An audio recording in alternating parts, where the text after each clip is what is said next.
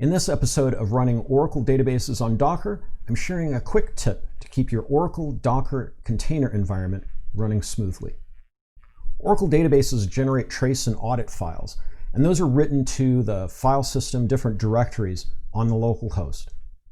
When the database runs in a Docker container, that file system is Docker Desktop's virtual disk. The size of the virtual disk in Docker is limited either by defaults or by preferences that you set in your Docker desktop. And eventually, a running Oracle database will generate enough audit and trace files to fill up that disk, at which point your container stops and Docker probably crashes.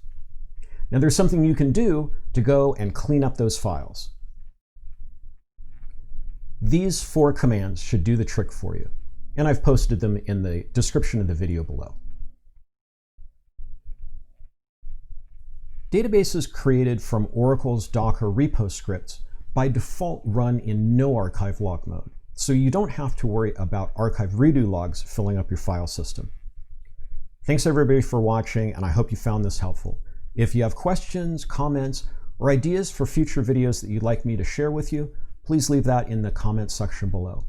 And of course, subscribe to the channel if you'd like to be the first to know about new videos that I post on running Oracle databases in Docker. Thanks again.